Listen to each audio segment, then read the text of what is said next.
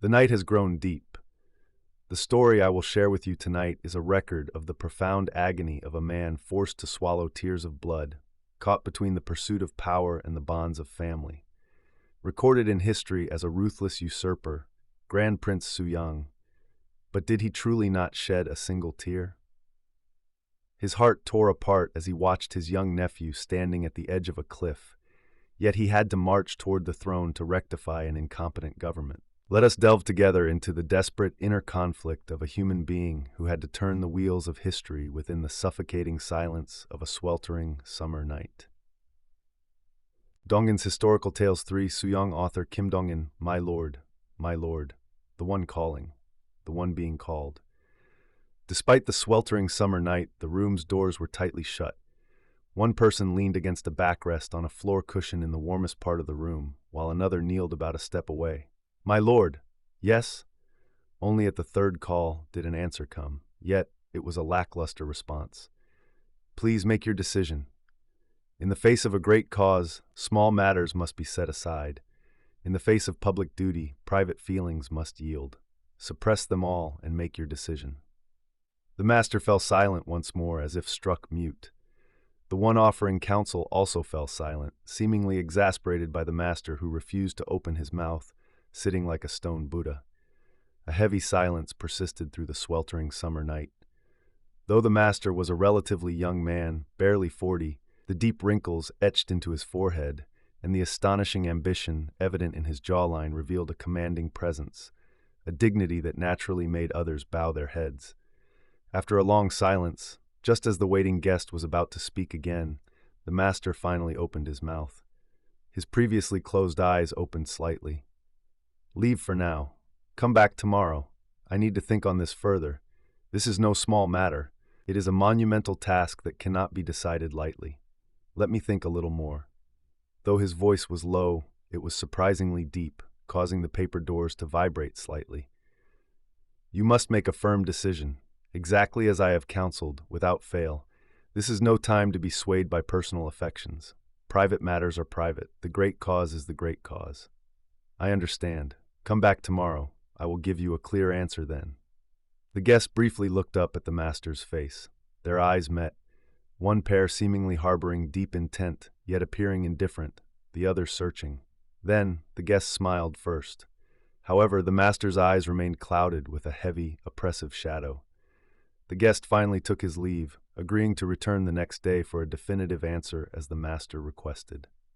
It was early in the intercalary 6th month of that year, the 6th year of Jingtai of the Ming Dynasty. A hook-like crescent moon twinkled high in the sky. It was a secret meeting between Grand Prince Suyang and Han Myung-hoe. Suyang, uncle to the current King Danjong and blood brother to the late King Munjong, and his strategist, Han Myung-hoe. At that time, Suyang held the highest military and state authority, serving simultaneously as chief state counselor, Minister of Personnel, Minister of War, and Supreme Commander of the provincial and capital armies.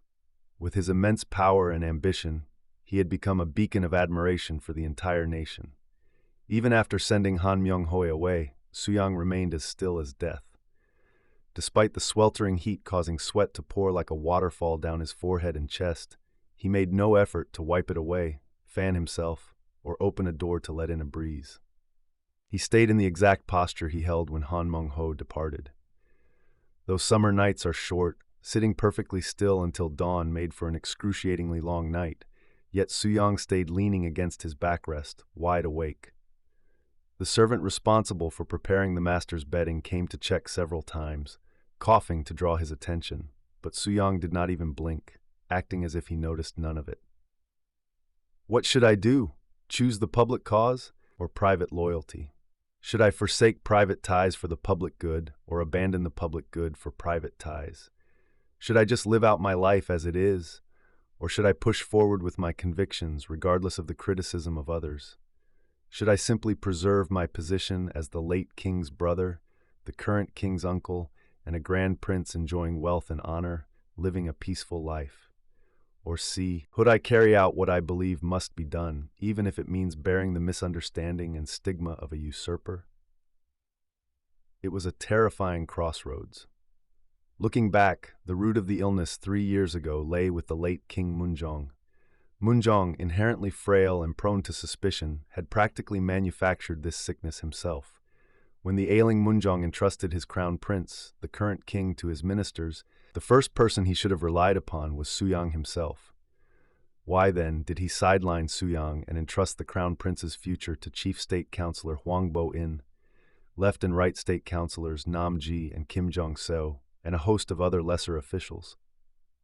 Beware your uncle. Beware Suyang. Do not lower your guard just because he is your father's brother.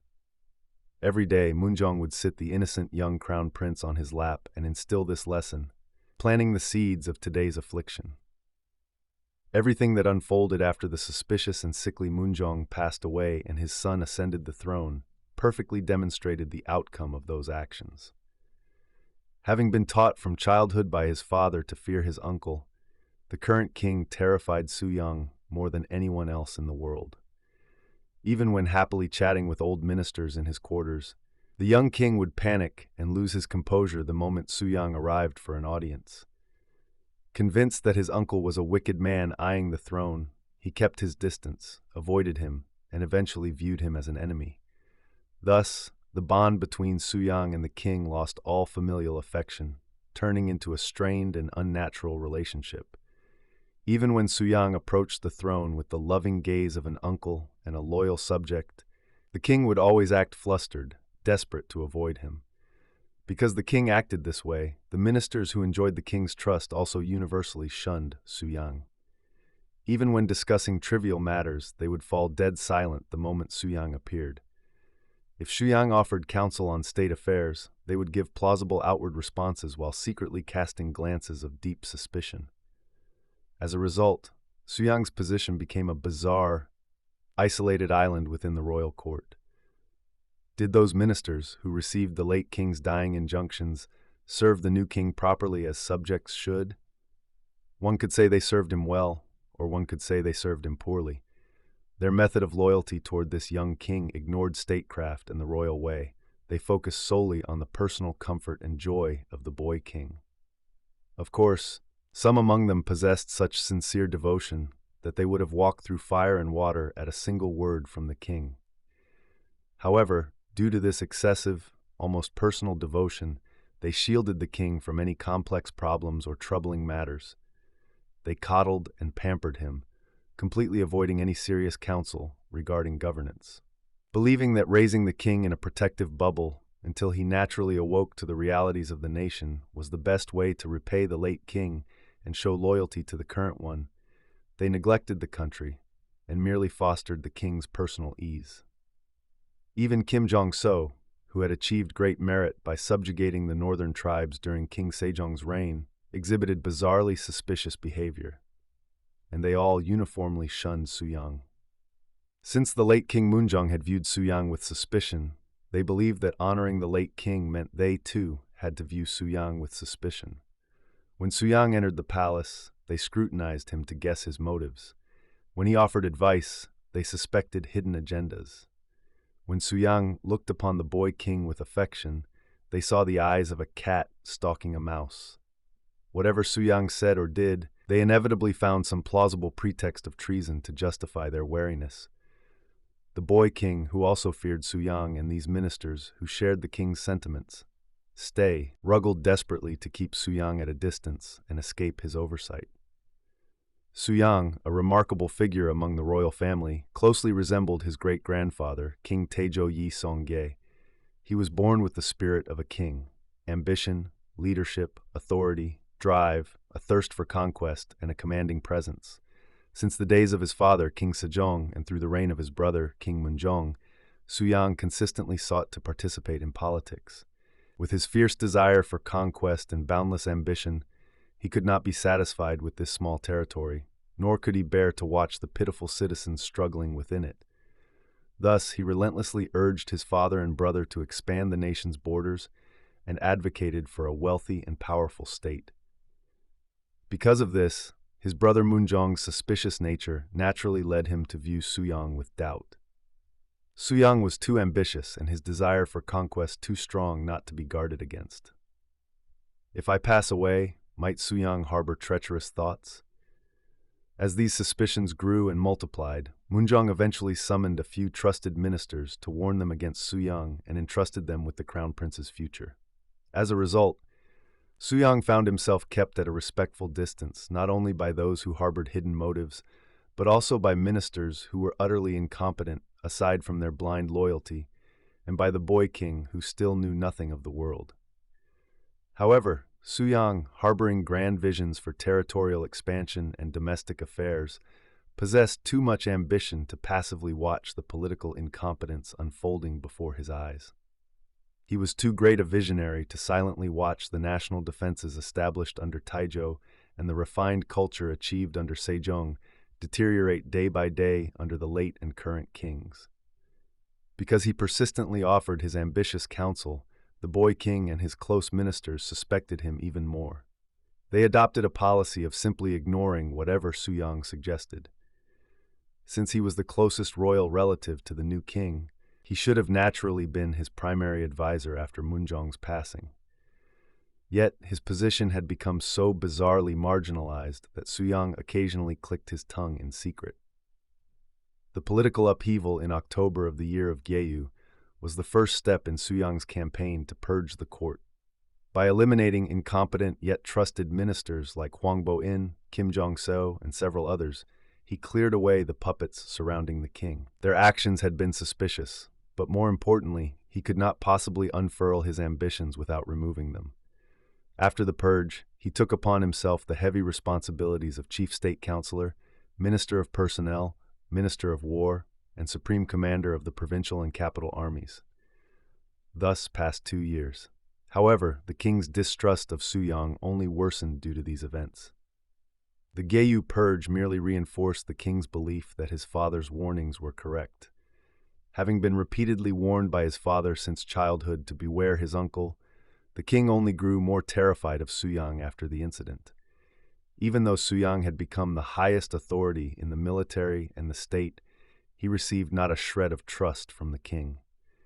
Inside the palace, Suyang was increasingly kept at arm's length. Outside, his popularity among the people soared. Though he held ultimate power, the lack of the king's trust prevented him from exercising his ambitions freely. Seeing Suyang agonize over this, his strategist Han Myung-hoe and his allies offered their final counsel. "Rise up," they said. "Take the throne. The people's trust lies with you, my lord. There is no one else capable of handling this position but you. Elevate His Majesty to King Emeritus and ascend the throne yourself. Discard private feelings for the public good. Sacrifice even your temporary personal affections for the sake of the nation. Act bravely. There is no other way." Han Myung-hoe's faction urged him repeatedly in this manner, yet Suyang hesitated and remained undecided. Even though the king feared and disliked him, Suyang did not feel the same.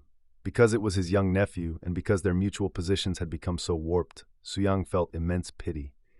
He harbored no ill intent, yet seeing the pathetic figure of the boy king trembling just at the sight of him made Suyang reluctant to push the king into an even deeper state of despair. Forsake the public cause for private feelings, or sacrifice private feelings for the public cause. As days passed in hesitation and indecision, pushed back and forth, Suyang's confidants finally came to demand his ultimate decision. To hear the answer promised the previous night, Han Myung-hoe visited Suyang's residence immediately after breakfast.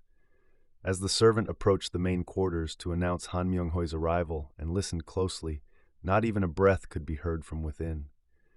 Gently cracking the door open to peek inside, he saw Suyang leaning against his backrest, his eyes closed, tears streaming down both cheeks. "Ahem! Ahem! Who is it?" Only then did he speak. "Han Sang-won has arrived. Tell him to come this evening." No, postponed again. Listening to the servant's quietly retreating footsteps, Suyang raised his body. "Your Majesty." Suyang was in the royal quarters, paying his respects to the young king. The king was dressed in casual attire. This young king in casual clothes, with his full, pink-tinged cheeks. Tears streamed from the eyes of Suyang, who was prostrated before this king, a nephew whose back he could comfortably pat, whose hair he could gently stroke without it feeling out of place. Was this perhaps their final meeting as sovereign and subject? looking up at the young king, who was completely unaware of the strange events unfolding and was merely flustered to be in the presence of the fearsome Suyang. Suyang felt his chest tighten. He could not stop the tears. If he had to harbor resentment, it was toward the late King Munjong. Suyang, assist your young nephew. And trust in your uncle and rely on his strength. Had Munjong left only these two phrases before passing, this young nephew would have relied on his uncle in every matter today. Suyang, in turn, would have poured out all his ambitions and visions to his nephew without hesitation. Supporting and relying on each other, the nation would have grown beautiful and strong, and their love and trust would have deepened. But now, the day was imminent when tears of blood would fall from these young eyes, and the boy would come to see his uncle as his greatest enemy in the world. The thought of it made it impossible for Suyang to hold back his tears of blood. For a full quarter of an hour, Suyang knelt before his young nephew without uttering a single word. It was his final audience as a subject to his king. Though the king found Suyang's presence uncomfortable and distressing, Suyang could not bear to leave the king's side. Your Majesty, your Majesty," he suppressed the wailing threatening to burst forth, only shedding silent tears. His heart felt as if it were tearing apart. The 11th day of the intercalary 6th month, the ceremony of royal transition at Yonghoru Pavilion. "Uncle, my young and foolish self cannot bear this great position. Take it, uncle, and do as you will." Suyang jerked his head up. The king's final words were entirely unexpected. More than unexpected, they were spoken with a voice laden with immense resentment. The deep-seated bitterness etched onto the young royal face. "You have finally seized the royal seal you so desired, the throne you so coveted. Are you satisfied now?" His expression seemed to say. The hands Suyang had raised to receive the royal seal froze awkwardly in the air. His hands trembled violently. His entire body shook. Simultaneously, a sudden wail erupted beside him. Turning around, he saw it was Song Sam-mun, the royal secretary of rites, who was tasked with delivering the royal seal to Suyang today. At the point of no return, unable to refuse the seal yet finding it excruciating to accept, Suyang was panicked and at a loss. Seeing his young nephew's bitter demeanor felt like his heart was being gouged out. The royal seal passed to Suyang, Grand Prince Suyang. A grand congratulatory banquet centered around the new king was now underway. Having spent that night in a daze amidst the raucous celebration, the new king sent a eunuch early the next morning to pay respects to the late king and the new king emeritus. According to the panicked report of the eunuch who returned from the king emeritus's quarters, the king emeritus had taken 2 or 3 court ladies the previous night and quietly left Gyeongbokgung Palace. What? The one who was the supreme ruler of the nation until yesterday afternoon secretly left the palace in the dead of night, like a fugitive? The new king rushed to the quarters where the king emeritus and his queen had resided, not even bringing a eunuch with him. The room was perfectly orderly and neat, with not a single item out of place. But it was now a room that had lost its master. While looking around at the masterless furniture in that room, tears flowed endlessly from the new king's eyes. Because it was Suyang who provoked such a tragedy and personally took his nephew's throne, the achievements of this new king, King Sejo, were, ironically, among the most brilliant and magnificent in the entire 500-year history of the Joseon Dynasty. Source: October 1936, Yadam. The sight of Suyang's back as he sheds endless tears in his nephew's empty quarters, it is truly a chilling and heartbreaking scene. Though King Sejo established the foundation of Joseon and left behind the most magnificent achievements, the weight of his throne was filled with the tears of a tragedy he brought upon himself. It makes us reflect on the harsh fate and painful sacrifices hidden behind the title of the victor in history. Our story ends here for today. I hope you can now lay down the heavy tension of history and spend a peaceful and quiet night.